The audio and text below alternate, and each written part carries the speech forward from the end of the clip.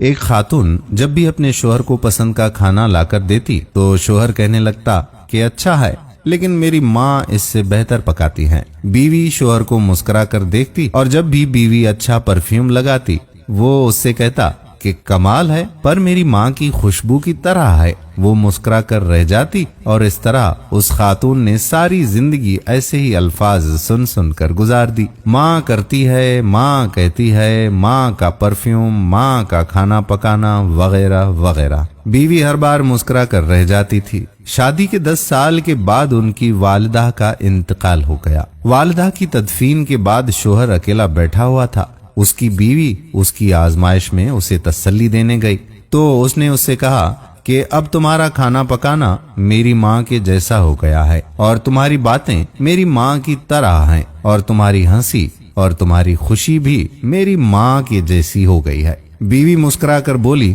کہ وہ کیسے؟ شوہر نے کہا کہ میں نے تم سے 27 سال کی عمر میں شادی کی تھی اور ہماری شادی کو 10 سال ہو چکے ہیں اور اب تم میری ماں جیسی سوچ رکھنے لگی ہو۔ بیوی کہنے لگی کہ صاحب آپ ریاضی کے پروفیسر ہیں، پھر بھی آپ کا حساب غلط۔ شوہر نے کہا کہ وہ کیسے؟ بیوی کہنے لگی کہ میں جب تک زندہ ہوں آپ کی ماں کے برابر نہیں بن سکتی۔ ان کے 53 سال میرے 10 سال کے برابر نہیں ہو سکتے، اور جس کے قدموں کے نیچے جنت ہو میں ان کے برابر بھلا کیسے ہو سکتی ہوں؟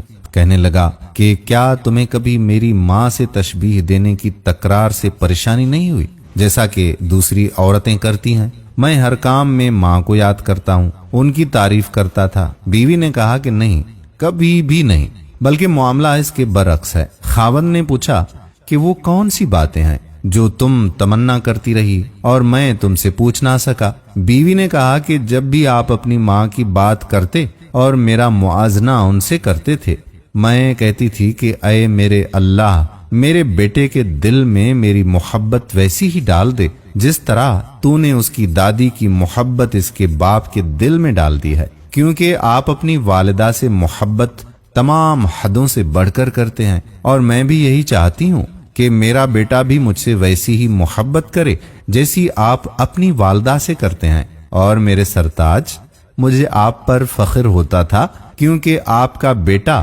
آپ پر جائے گا۔ اے میرے اللہ، ہمیں والدین کی رضا حاصل کرنے والوں میں شامل فرما دے، آمین ثم آمین۔ دوستو، اگر آج کی بہو یہ بات اور یہ گر سیکھ لے تو بڑھاپے میں پرسکون رہے گی۔ آج کسی کے بیٹے پر قبضہ جمانے کی کوشش کل اپنے بیٹے کو ہاتھوں سے نکال دیں گی، کیونکہ دنیا مکافات عمل ہی تو ہے۔ اللہ تعالیٰ آپ تمام پر اپنا رحم فرمائے اور آپ کے والدین پر خصوصی کرم فرمائے۔